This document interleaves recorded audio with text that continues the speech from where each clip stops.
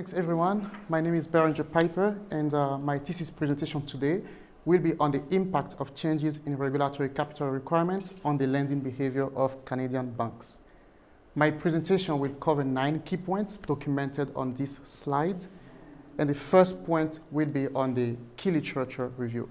We conducted an extensive review of the literature, and we found that there were 5 key points that are worth mentioning on this slide.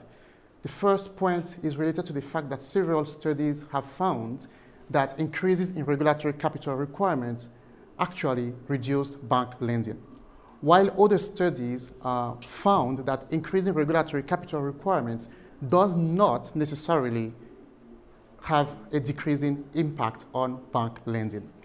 Other studies also found that increasing regulatory capital requirements actually leads to increases in bank interest rates, while other studies clearly found that stricter regulatory capital requirements actually lead to a decrease in loan interest rate.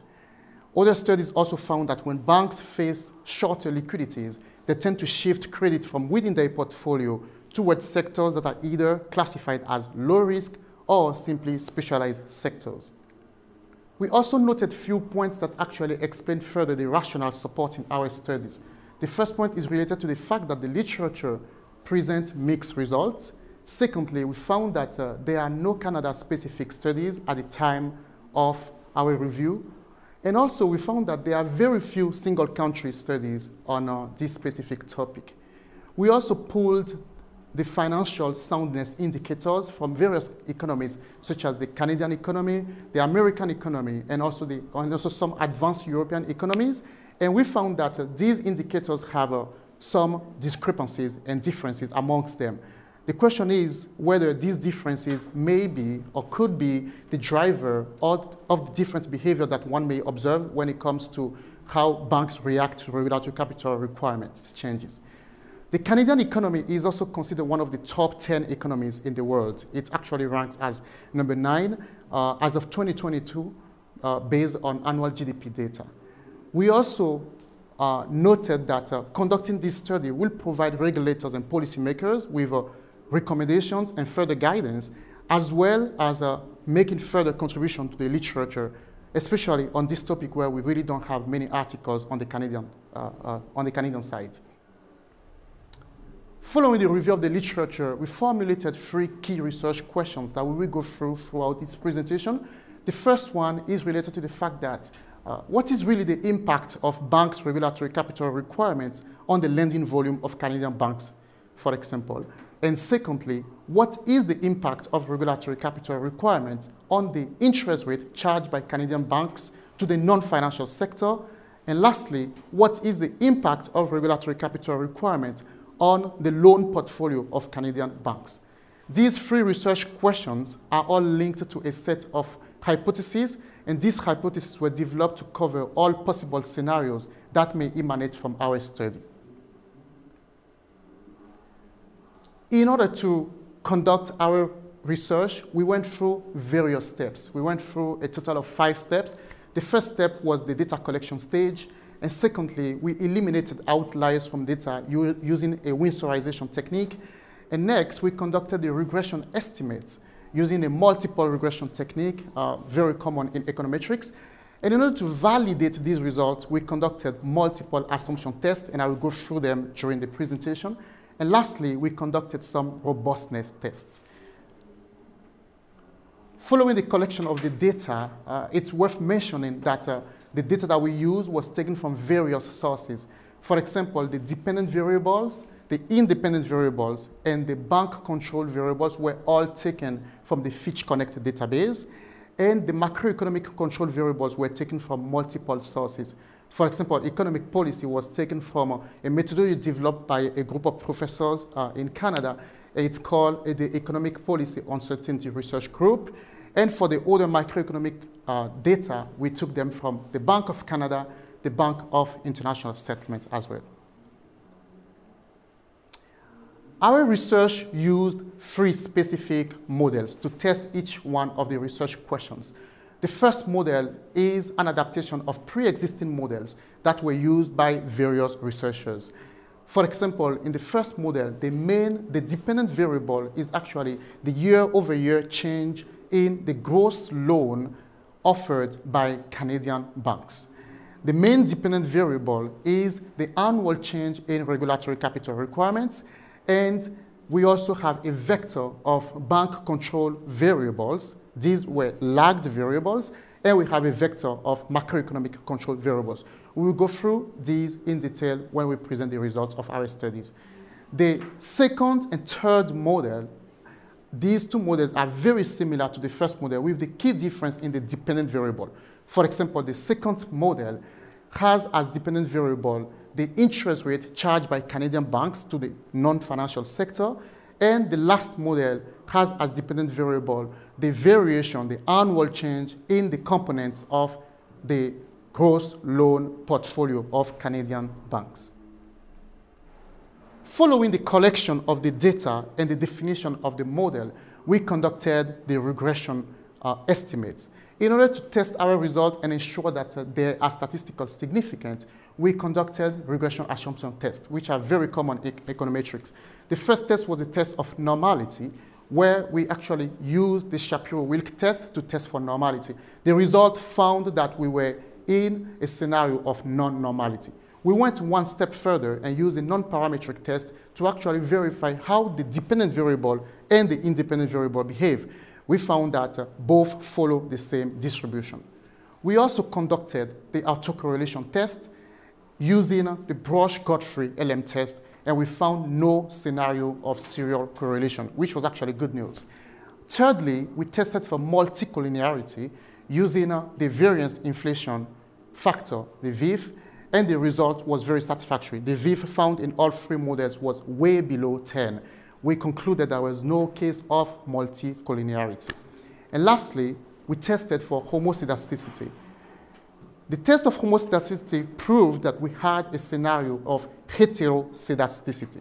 In order to correct that, we inserted into each one of the three models the robust standard errors to correct any effect of heteroscedasticity. We went another step further to conduct a second order test. These were called the robustness tests, where in the first test, we took the initial model and excluded the bank control variables. In the second test, we only excluded the macroeconomic control variables, and in the last test, we excluded both bank control variables and also macroeconomic control variables. The results in the three robustness tests proved that the initial results obtained were confirmed and there were no discrepancies. Following the regression analysis, the assumption test, and also the robustness test, we then move forward to a stage where we formulated conclusions regarding the result of our studies.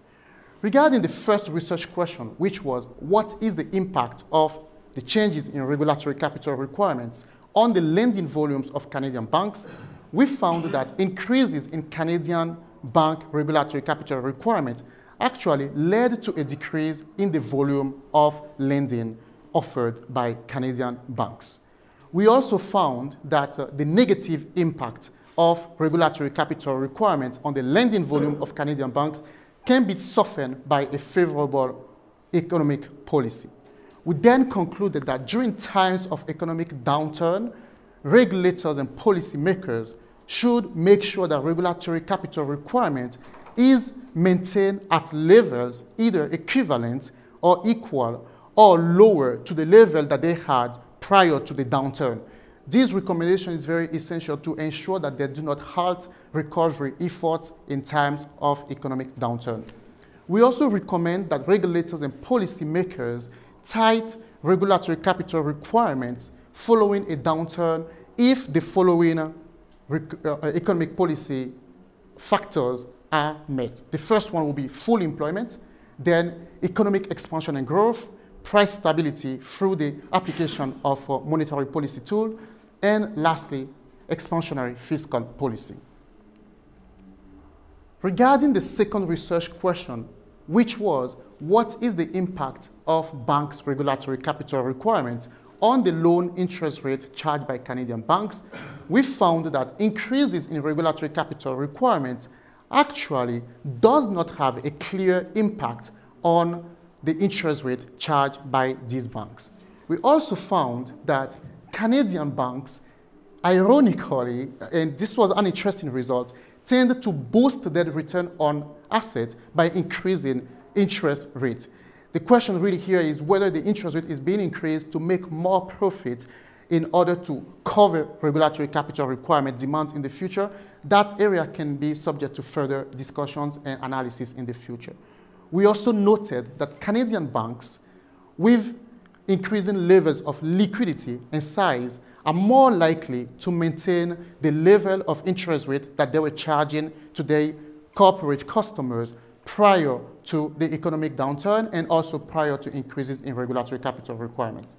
Therefore, we recommend that regulators, Canadian regulators and policymakers put in place measures to ensure that banks do not use profit margin mechanism consisting in increasing interest rates as a backdoor of increasing regulatory capital requirements, of meeting regulatory capital requirements in the future. We also recommend that Canadian banks with increasing liquidity levels and also those banks that have a size that is highly increasing on a year-to-year basis, we recommend that the regulator puts in place sufficient measures to ensure that they have additional reserve as a buffer based on their level of risk. This will be considered as risk-based surcharges. It's worth mentioning here that the regulator in Canada, which is the OSFI, Office of the Financial Institution and Superintendent of the Banking Sector, already has a measure similar to that. So it's good to see that the results actually align with something that they're already doing, and we can maybe work with them further to enhance that, that recommendation. Regarding the last research question, which was, what is the impact of banks' regulatory capital requirements on the bank portfolio, on the lending portfolio of Canadian banks? We found that increasing regulatory capital requirements only impacted one component of the gross loan portfolio of Canadian banks. And that component is actually the corporate and commercial loan component of the gross loan portfolio of these banks. We also found that the impact of increases in regulatory capital requirements on the corporate and commercial loan of the portfolio was actually not dependent on changes in bank and macroeconomic control variables, except for economic policy. The only control variable that actually had an effect on that result was economic policy. The bank control variables and the other macroeconomic control variables did not really have a significant impact.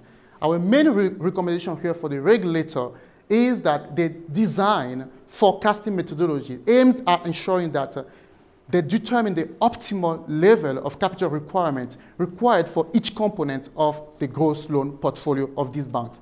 That will enable targeting specifically each of these components that require further reserves. These components don't behave the same way, and it's important to treat them separately.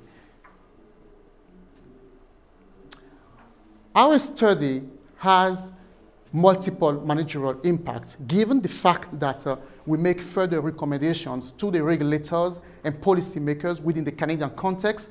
It's important to note that regulatory capital requirement is actually one of the key subjects now, one of the key topics in the banking industry in Canada, and everyone is really working toward the implementation of additional measures following the pandemic.